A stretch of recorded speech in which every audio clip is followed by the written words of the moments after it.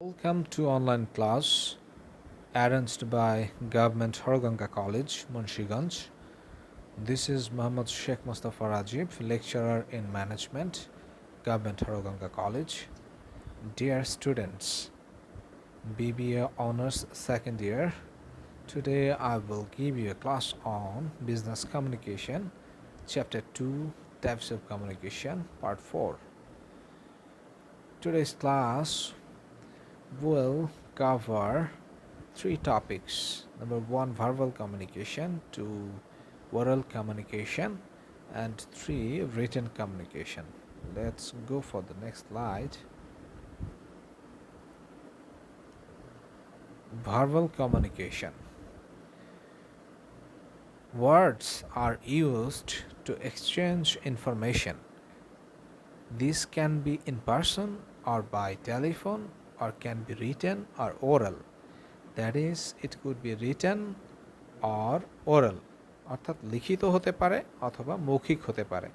তাহলে verbal communication অর্থাৎ শব্দগত ব্যবহারের মাধ্যমে, শব্দের ব্যবহারের মাধ্যমে যে যোগাযোগ হয় সেটাকে আমরা ভার্বাল কমিউনিকেশন হিসেবে জানি। অর্থাৎ শব্দটি সেটা লিখিত হতে পারে, শব্দ সেটা মৌখিকও হতে পারে। তাহলে শব্দের ব্যবহারের মাধ্যমে, শব্দের আদান প্রদানের মাধ্যমে যদি আমরা কোনো যোগাযোগ করি সেটা হবে verbal communication. That is words are used to exchange information. This can be in person by telephone or can be written or oral. So written ফর্মগুলো কী কী, ভার্বাল কমিউনিকেশনের কীভাবে রিটেন ওয়েতে যোগাযোগ করা যায়। We can see here the reports. When reports are made to submit for the top management, to be submitted to the top management actually in an organization. So this is a written way of verbal communication. Number two আছে এখানে memos is one kind of letter that is written.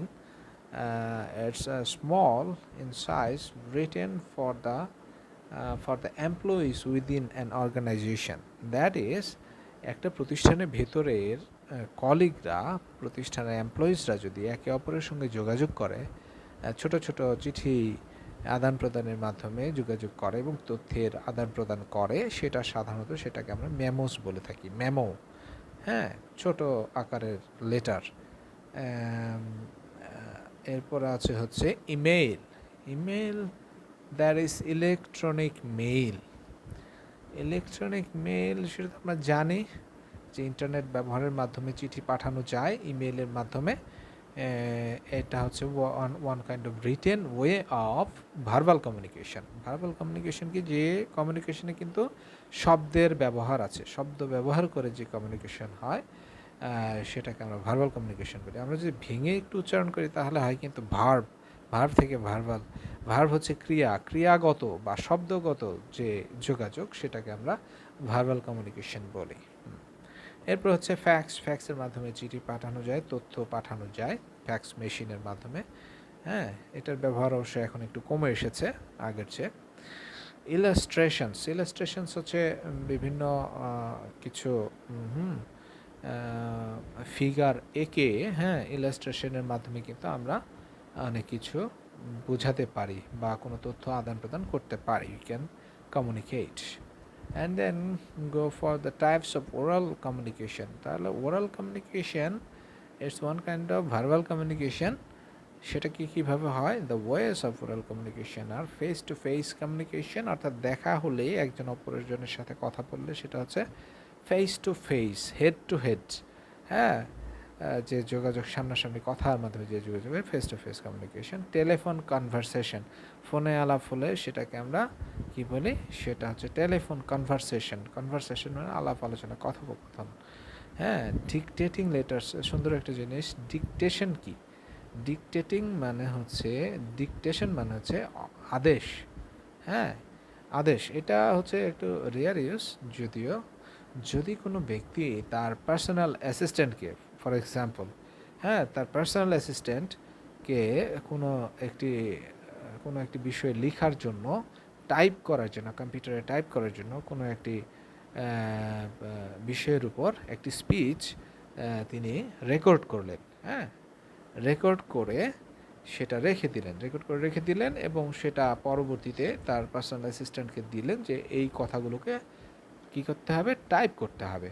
তাহলে এটা হচ্ছে one kind of ডিকটেটিং letters, অর্থাৎ আদেশ, এক ধরনের আদেশ যে এই কথাগুলো টাইপের জন্য দেওয়া হলো, এটাকে ওই লেটারটাকে বলা হবে তখন ডিকটেটিং লেটার্স। আচ্ছা, এরপর গ্রুপ ডিসকাশন হচ্ছে, তো বুঝতে পারছি আমরা যে কয়েকজনের সম্মিলিতভাবে যে একটা গ্রুপ যদি আলাপ আলোচনা করি তাহলে সেটা গ্রুপ ডিসকাশন হবে। মিটিংস হচ্ছে অনেকটা অফিসিয়াল একটা বিষয়, যে অফিসিয়াল কয়েকজন অফিসার বা কয়েকজন এমপ্লয়ি মিলে যখন কোনো একটি বিষয়ের উপর আলাপ আলোচনা করবে তখন সেটাকে মিটিং বলা হবে। স্পিচ শব্দ অর্থ ভাষণ, অর্থাৎ কোনো একটি অডিয়েন্সের উদ্দেশ্যে, কোনো একটি জনগোষ্ঠীর উদ্দেশ্যে যখন কোনো একটি ভাষণ দেওয়া হবে, কিছু কথা বলা হবে তাদের উদ্দেশ্যে, সেটাকে আমরা স্পিচ বলবো। This all are the types of oral communication. And আগে আমরা যেটা reports, memos, image, fax, illustration সেগুলো দেখলাম, এগুলো হচ্ছে written communication. This two types of communication, these are the part of what? Verbal communication. এখানে দেখা যাচ্ছে ওরাল অ্যান্ড রিটেন কমিউনিকেশন। একটা হচ্ছে ওরাল, আমরা প্রথম চিত্রে দেখতে পাচ্ছি উনি ভাষণ দিচ্ছেন, হ্যাঁ, তার সামনে মাইক্রোফোন আছে, উনি কথা বলছেন একটা অডিয়েন্সের উদ্দেশ্যে, বোঝাই যাচ্ছে। আর হচ্ছে আরেকটা জায়গায় আমরা দেখতে পাচ্ছি একটা কলম নিয়ে লেখার চেষ্টা করছে, that is written communication. Symbolic অর্থে এটা বোঝানো হয়েছে যে ওরাল কমিউনিকেশন হচ্ছে যে আমরা যখন কথা বলে যখন বোঝানোর চেষ্টা করবো তখন সেটা oral communication.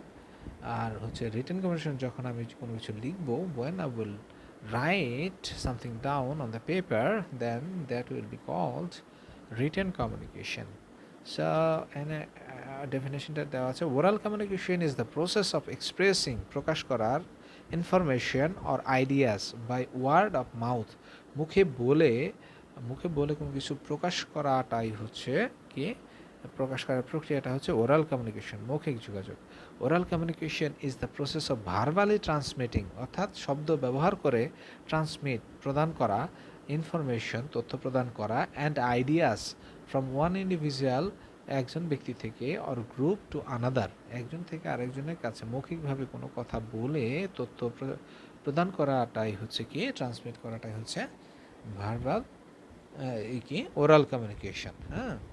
Written communication involves any type of message that makes use of the written word. এই যে ইনভলভস কি, এনি টাইপ অফ মেসেজ, কোনো তথ্য কিভাবে, that makes use of the written word, কোনো তথ্য প্রদান করা হবে অবশ্যই সেটা কি লিখিত শব্দের মাধ্যমে, লিখিত কথা বাক্যের মাধ্যমে প্রদান করা হবে। Written communication is the most important and the most effective of any mode of business communication. That is, written communication is the most important communication type in business communication. ব্যবসায় যোগাযোগের ক্ষেত্রে written communicationটা সবচেয়ে গুরুত্বপূর্ণ।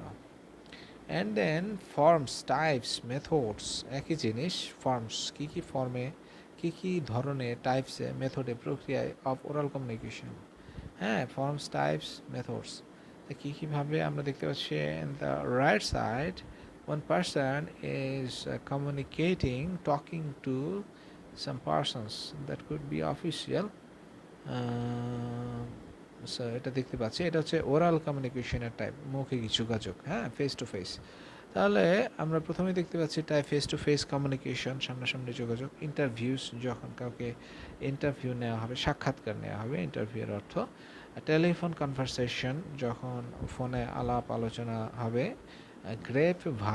গ্রেপ ভাইন শব্দটার অর্থ হচ্ছে অনেকটা rumour, হ্যাঁ, যখন কোনো তথ্য মিস ইনফরমেশন হতে পারে, ভুল তথ্যও হতে পারে, সেটা যখন কোনো প্রতিষ্ঠানের মধ্যে চাউর হয়ে যায়, যখন প্রতিষ্ঠানের মধ্যে তথ্যটা চালান হয়ে যায়, সবার কাছে পৌঁছে যায়, এটা হচ্ছে ইনফর্মাল কমিউনিকেশনের মাধ্যমে, অর্থাৎ person to person, officer to officer, employee to employee যদি ইনফরমেশনগুলো প্রচার হয়ে যায়, but that could be rumour, হ্যাঁ, সেটা মিথ্যাও হতে পারে, সেটাকে আমরা গ্রেপ ভাইন বলি।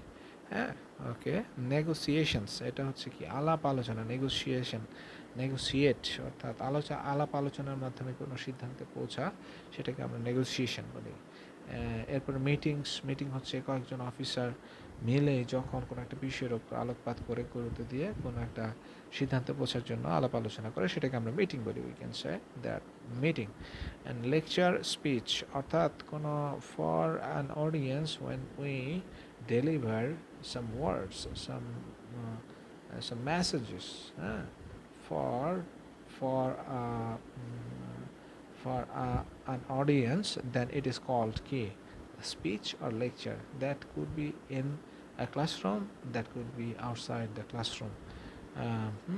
বেশ কিছু একটা জনগোষ্ঠীর জন্য সেটা হতে পারে। And presentationটাও also a type of oral communication, method of oral communication, presentation, PowerPoint presentation, এখন যেটা আমি করছি সেটা স্লাইড প্রেজেন্টেশন। হ্যাঁ, কনফারেন্সেস, সেমিনার্স, ওয়ার্কশপস, অর্থাৎ কনফারেন্স, সেমিনার, ওয়ার্কশপ এগুলো মূলত নির্দিষ্ট কোনো উদ্দেশ্যে প্রশিক্ষণ দেওয়ার জন্য, কোনো নলেজ ট্রান্সফার করার জন্য এগুলো আয়োজন করা হয়। দ্যাট ইজ সেমিনার্স, ওয়ার্কশপ, এগুলো হচ্ছে ওরাল কমিউনিকেশনের টাইপ, মেথড অথবা ফর্ম যেটাই বলো। Forms, types, methods of written communication. এবার সে রিটেন কমিউনিকেশনে কী কী ফর্মস আছে, টাইপস আছে। ফর এক্সাম্পল, আমরা প্রথমে দেখছি এখানে ইমেইল আছে উপরের দিকে, email, written communication in business.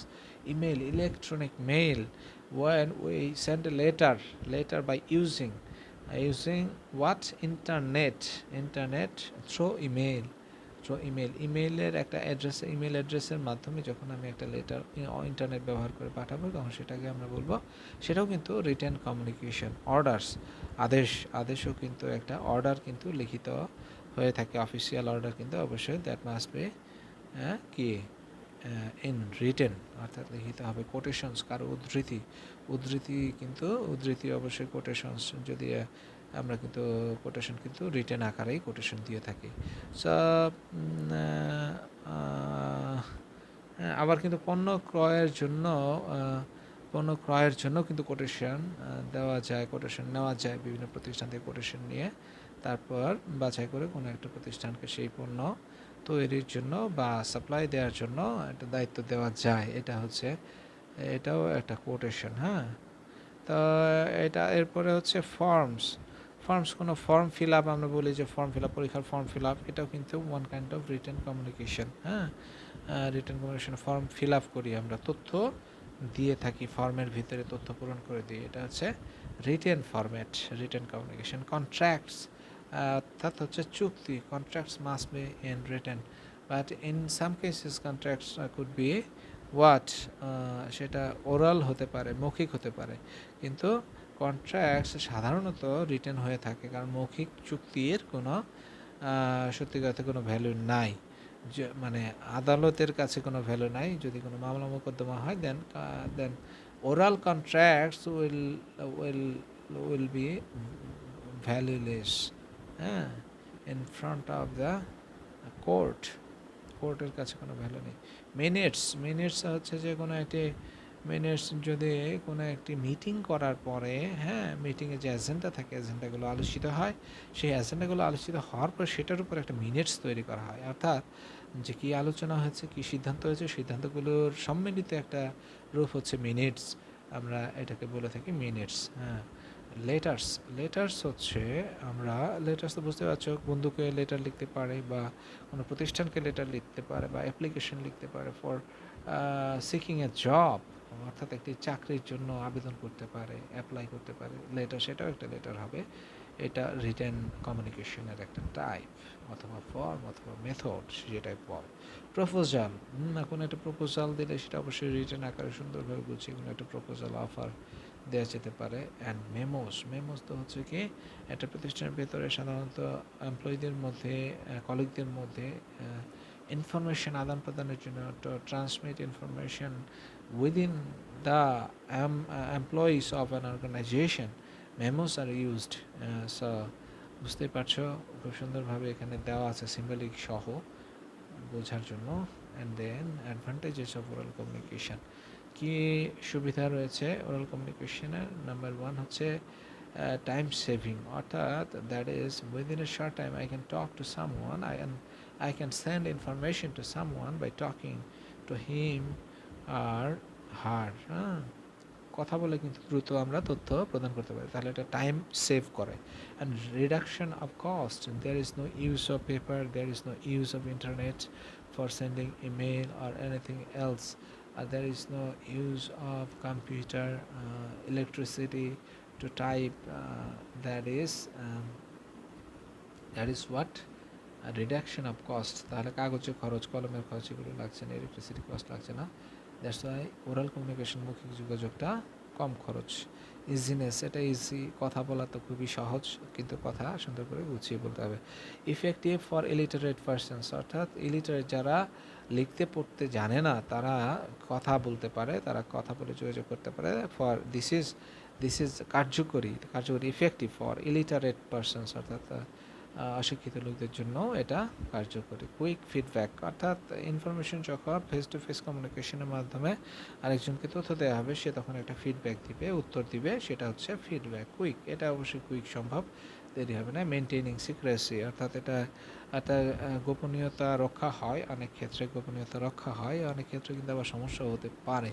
হ্যাঁ, গোপনীয়তা রক্ষা হয় এই হিসেবে যে এটা কোনো ডকুমেন্ট নাই, একজনকে বলা হলো এবং সেই জানা আর কেউ জানো না, কিন্তু আবার ক্ষেত্র বিশেষে এটার ব্যতিক্রমও হতে পারে। রিলায়েবিলিটি, হ্যাঁ, রিলায়েবিলিটি অর্থাৎ নির্ভর করা যায়, অর্থাৎ দ্রুত ইনফরমেশন পৌঁছে দেওয়ার জন্য কিন্তু এটার উপর নির্ভর করা যায়। কোঅর্ডিনেশন, সমন্বয়ের ক্ষেত্রে দ্রুত তথ্য আদান প্রদান করতে হবে, রিটেন কমিউনিকেশনের মাধ্যমে কিন্তু লিঙ্গারিং হয়, সেক্ষেত্রে সময় বেশি লাগবে, এই জন্য কোঅর্ডিনেশনের জন্য কোঅর্ডিনেশন ওর কমিউনিকেশন কিন্তু একটা সুবিধা। এবং মোটিভেশন, উৎসাহ উদ্দীপনা দেওয়ার জন্য বা প্রণোদনা দেওয়ার জন্য কিন্তু মোটিভেশনের জন্য ওরাল কমিউনিকেশন সুবিধাজনক। অ্যাভয়েডেন্স অফ স্লো কোচ মানে হচ্ছে আলসে কুড়ে, স্লো কোচ আলসে কুড়ে।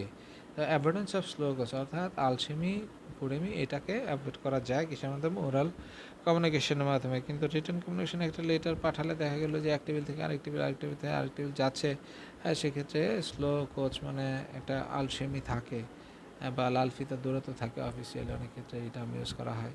ফ্লেক্সিবিলিটি কি? অর্থাৎ এটা ইজিনেস আর কি, হ্যাঁ, এটা যেটা লেখা হয়েছে সেটা কিন্তু চেঞ্জ করা যায় না রিটেন কমিউনিকেশনে, আবার কিন্তু মুখে বললে সেটা কিন্তু আবার একটু কারেকশন করে দেওয়া যায়। That is flexibility. Special application, oral কমিউনিকেশনের মাধ্যমে কিন্তু অনেক সময় স্পেশাল একটা আবেদন থাকে যে এটা সরাসরি যোগাযোগ করা হচ্ছে, সেটা অনেক সময় বেশি উপযোগী হয়ে থাকে। ডিসঅ্যাডভান্টেজ অফ ওরাল কমিউনিকেশন, কিছু অসুবিধা রয়েছে। অসুবিধাগুলো হলো কি? No record, there is no record, no evidence of oral communication, কি যোগাযোগ করা হয়েছে কোনো প্রমাণ নেই। মিসআন্ডারস্ট্যান্ডিং, অর্থাৎ ভুল বুঝাবুঝি হতে পারে, একরকমভাবে কথাটা বলা হলো, সে কথাটা একজনের কাছ থেকে, একজন অফিসারের কাছ থেকে যখন ঊর্ধ্বতন কর্তৃপক্ষের কাছে গেল তখন সেটা কিন্তু বায়াসড হয়ে যেতে পারে, অন্যরকম কথা হয়ে যেতে পারে।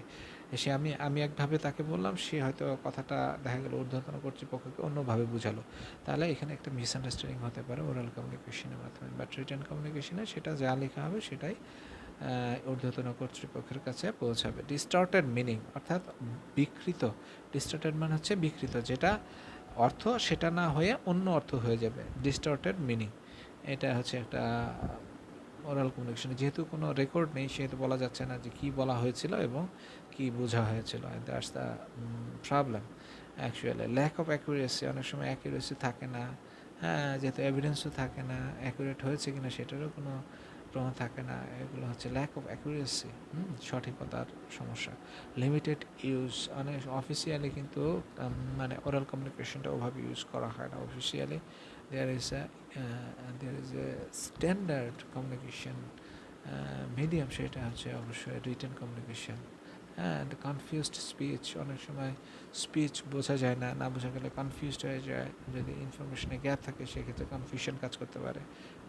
ওরাল কমিউনিকেশনের ক্ষেত্রে নো লিগ্যাল ভ্যালিডিটি, লিগ্যাল কোনো ভ্যালিডিটি নাই, যেহেতু কোনো রেকর্ড নাই, এটার কোনো লিগ্যাল আইনগত বৈধতা নাই। লিকেজ অফ সিক্রেট ইনফরমেশনের সময় কিন্তু ওরাল কমিউনিকেশনের মাধ্যমে গুরুত্বপূর্ণ সিক্রেট গোপন ইনফরমেশন কিন্তু ফাঁস হয়ে যেতে পারে, সেক্ষেত্রে এটা একটা সমস্যা। More importance given on presenting the speech, অর্থাৎ অনেক বেশি গুরুত্ব দেওয়া হয় প্রেজেন্টিং দ্য স্পিচ, অর্থাৎ স্পিচের কথায় যদি কেউ চিন্তা করে তাহলে মূল ইনফরমেশনটা কিন্তু হিডেন হয়ে যাবে বা গুরুত্ব কম পাবে। স্পিচের দিকে যদি গুরুত্ব দেওয়া হয় সেক্ষেত্রে কিন্তু রিটেন কমিউনিকেশনের ক্ষেত্রে তখন স্পিচের কথা আর কেউ ভাববে না, তখন যা রিটেন থাকবে সেটার উপর গুরুত্ব দিয়ে কমিউনিকেট করা হবে।